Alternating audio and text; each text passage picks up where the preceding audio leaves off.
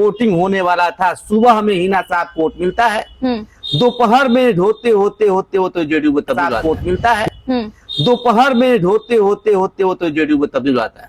हिना साहब का जाति पूछा जाता है कि हिना साहब मुसलमान हैं, लेकिन हिना साहब कोशिश करती रही कि हिंदू मुस्लिम का रंग न दिया, लेकिन रंग देने की कोशिश की गई। अब ये रंग कितना जो है मशीन के अंदर पड़ा है, ये बड़ा सवाल है। अगर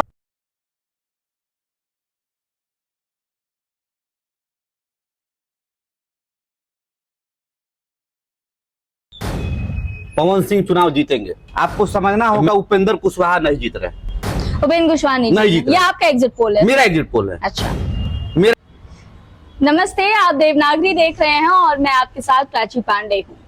जैसा कि आप जानते हैं दोस्तों कि देवनागरी की टीम इस बार बिहार में थी और अभी कुछ देर के इंतजार के बाद ये स्पष्ट हो जाएगा कि बिहार में किसकी बयार चलने वाली है।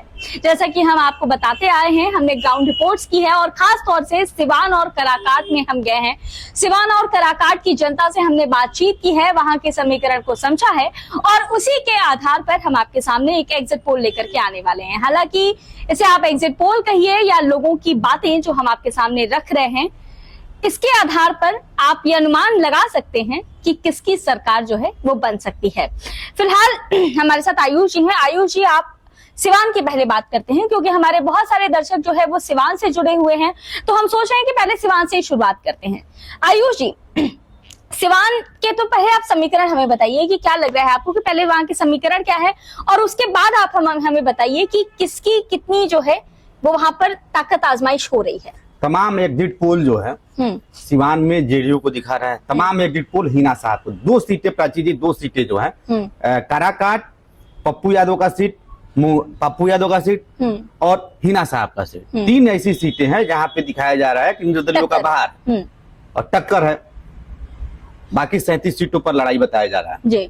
जेडीयू और बीजेपी के जो जेडीयू और बीजेपी जो है आगे चल रहा है। सिवान की बात करेंगे और हिना साहब की बात करेंगे। हिना साहब के बिना चर्चा अधूरी हो जाएगी। हिना साहब ने राजद छोड़कर निर्दलीय चुनाव लड़ा। शुरू में फाइट से बाहर थी, उसके बाद भगवा रंग धारण कर लेती हैं और फाइट में आती हैं। 3 लाख मुसलमान है, 4.5 लाख सामान्य वर्ग के वोटर, राजपूत ब्राह्मण ठाकुर जो भी हो, कायस्थ।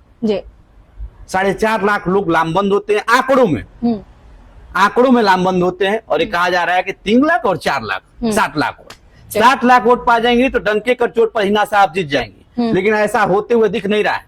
अंतिम दिन, चुनाव के अंतिम दिन, जिस दिन